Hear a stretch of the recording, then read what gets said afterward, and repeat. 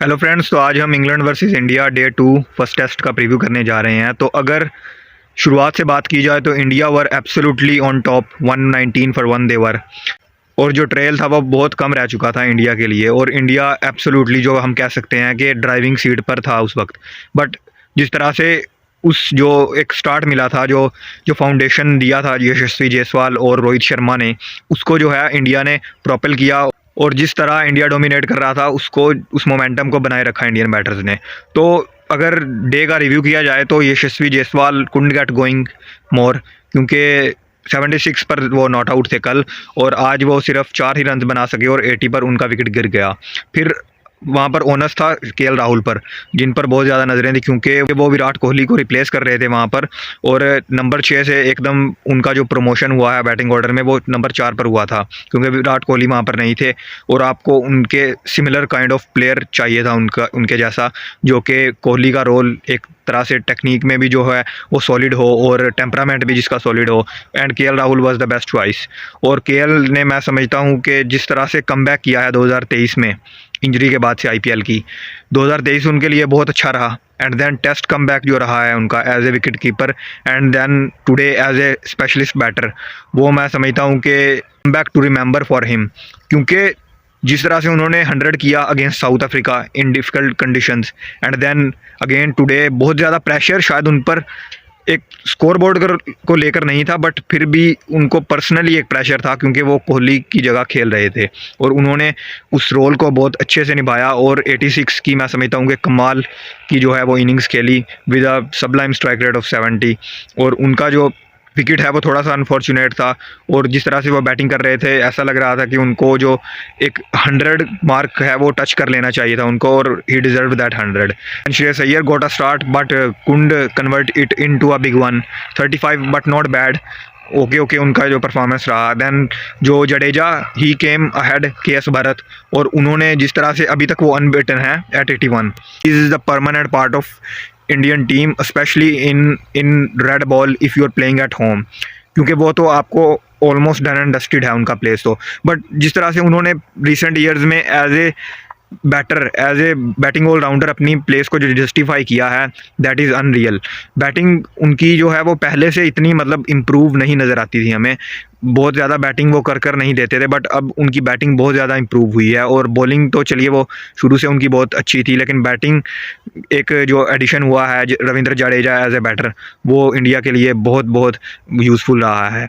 And then Bharat ने भी जो है वो डिसेंट इनिंग खेली 41 की, और उसके बाद अश्विन थोड़ा सा जल्दी रन आउट हुए अनफॉर्चुनेट वे में। देन जो है वो 7 विकेट गिर चुके थे, और फिर से जो रीहैब किया इंडिया ने 7 विकेट्स पर। अभी जो इंडिया का जो कलेक्टिव स्कोर है वो है 426 फॉर 7। 80 रन की लीड ऑलमोस्ट जो है वो इंडिया के पास है इस वक्त, और वो जो उनका हाथ है वो पूरी तरह से इस टेस्ट मैच में पकड़ है उनकी। एंड अगर वो 200 रन का होपफुली वो हो जाएगा मार्क जो है लीड का, 200 रन क्रॉस कर जाएगा इंडिया होपफुली, क्योंकि अभी 7 ही डाउन है। और अक्षर is looking really well, he is batting on 35 and he is playing like a cameo. 35 पर नॉट आउट हैं वो। एंड देन जो अभी Ravindra Jadeja, he is unbeaten on 81। तो अभी 200 का मार्क तो हम एक्सपेक्ट कर सकते हैं ईजिली कि इंडिया जो है वो कर जाएगा क्रॉस। तो India is definitely on a driving seat and they have a definite chance to win this test match. तो अगर इंग्लैंड पॉइंट ऑफ व्यू से बात थोड़ी सी कर ली जाए इंग्लैंड की बॉलिंग को लेकर, तो फर्स्ट टेस्ट से पहले मैंने जो बात की थी वो ये थी कि इंग्लैंड को जो एक हर्ट करने वाली है चीज़ वो ये होगी कि ऑफ स्पिन जो उनके पास ऑप्शन नहीं है एक प्रॉपर। जो रूट ने ज़रूर बॉलिंग करके दी, but he is not your front line spinner, और उनको एक 5th बॉलर के तौर पर यूज़ किया गया, और उन्होंने 2 विकेट आपको ज़रूर लेकर दिए, बट फिर भी जो है वो आपके पास एक फ्रंट लाइन ऑफ स्पिनर होना चाहिए था। चलिए, शुएब बशीर का जो एक इशू रहा है वीज़ा को लेकर, वो तो एक साइड पर हम रख देते हैं, बट इंग्लैंड को उनके रिप्लेसमेंट के तौर पर डोमिनिक बेस्ट को बुला सकते थे, क्योंकि लेफ़्ट आर्म स्पिन आपके पास थे ऑप्शन, जैक लीच थे आपके पास, टॉम हार्टली थे, एंड आपके पास जो है उनके अलावा रेहान अहमद का जो ऑप्शन है वो आपके पास as a wrist spinner option था। आपके पास राइट आर्म ऑफ स्पिन नहीं था, और थोड़ा सा इंग्लैंड को जो है हर्ट किया है एक राइट आर्म ऑफ स्पिन के ना होने ने।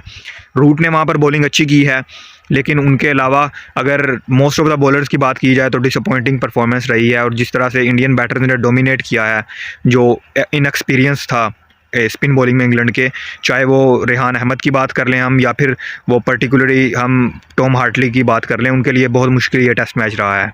2 विकेट्स मिले हैं उनको ज़रूर, but he is been really expensive and he is not been consistent in bowling at line and lengths, क्योंकि उनको डिस्टर्ब किया है अटैक करके इंडियन बैटर्स ने।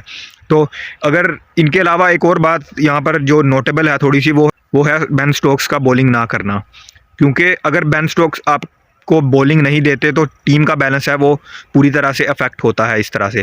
क्योंकि आपने जिस तरह से 3 स्पिनर्स के साथ जाने का फ़ैसला किया, फ्रंटलाइन स्पिनर्स के साथ, और आपने सिर्फ एक जो है वो सीमर के साथ जाने का फ़ैसला किया, that was Mark Wood. That was not a bad call, but Mark Wood is not a kind of bowler जो आपको बहुत ज़्यादा ओवर्स करके देंगे अगर स्पिन का वहाँ पर काम नहीं चल रहा। आपको दूसरी एंड से थोड़ी बहुत मदद चाहिए, तो आपको स्टोक्स की वहाँ पर मदद चाहिए थी थोड़ी सी साथ में से।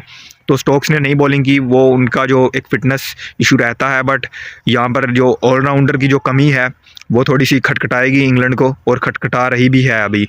फोर्सफुली आपको जो रूट के साथ जाना पड़ा, उन्होंने डिसेंट बॉलिंग करके दी, आपको ब्रेक थ्रूज दिलाए, बट इंग्लैंड ने जो चीज़ मिस की है अनफॉर्चुनेटली वो है एक जेन्युइन ऑलराउंडर का ना होना इस टीम में।